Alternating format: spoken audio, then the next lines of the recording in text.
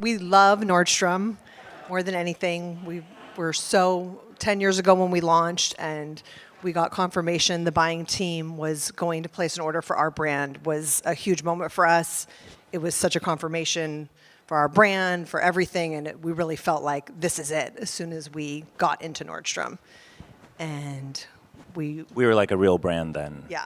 And actually, when I came to meet Mother, it was a big moment for me in my career. I had just started as a fashion editor under none other than Nina Garcia. And of course, I was trying to impress her and make sure that she knew that I could spot really cool emerging brands. And that is a lot of pressure. As some of you might know from the show, she is one tough cookie and tough to impress.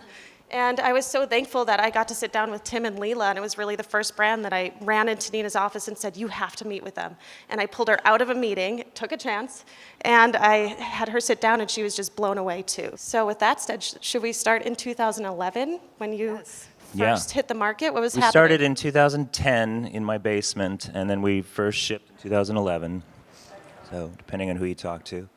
And in 2010 and 11, I don't know if you remember, if you go in the Wayback Machine, it was a sea of black skinnies and dark blue skinnies. Jeggings, I believe they called them. And that's all you could buy. So we did the complete opposite of that, and we made Slide 1.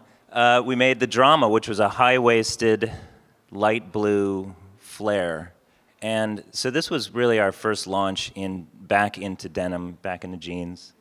People loved it, magazines loved it, Nina loved it, and this kind of put us on the map. And I think from there, this was the idea of kind of nostalgia and growing up in the 70s. Leela and I both grew up in the 70s with single moms, and the idea about building a brand where it was about memories and nostalgia and growing up and what your mom would say not to do, and then doing storytelling, California. getting in trouble. The name Mother kind of came about that. That's the question everyone asks, why Mother?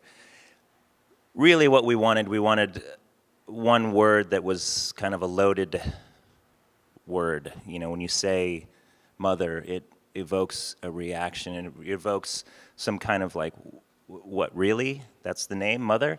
And I think you can really play. There's so much you can play. And here we are 8 or 9 years later, and it's even more fun to make fun of growing up and the things that we did and things we said and the names and all that stuff. So that's kind of a brief history of the brand. The more I got into the clothing and dissected it, you know, on the label, on the buttons, the rivets, there's just a lot to one discover. idea we had was over here that every jean and every piece of clothing has a different button, and I don't know of any other brand that does that. So every time you go into the store, it should be a new surprise or something new. All right. See some clothes. Let's see some clothes. So first up, we have Leah, who has on the Weekender Frey in Swimming Pool Sunday and the Half and Half koozie in Rainbows Ever After. So koozie. So this was the first delivery, and the idea was you're sitting by your pool, Swimming Pool Sundays on a Sunday.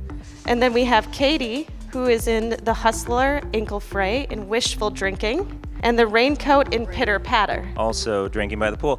And every once in a while in Los Angeles, maybe once or twice a year, it rains. And you know, when we do other products outside of jeans, we do it to kind of help tell the story. So this is a whole other delivery now, another month, another story.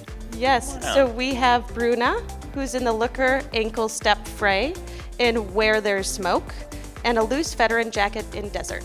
So this story was green-based and camouflaged, but we did it on a really lightweight, almost shirting weight fabric. It's a linen-y shirtweight fabric. It has a little bear backpacking on it. We have Naya coming out in the Tomcat Roller Chew in Almost Innocent, and the Itty Bitty Goody Goody Tea in Beach.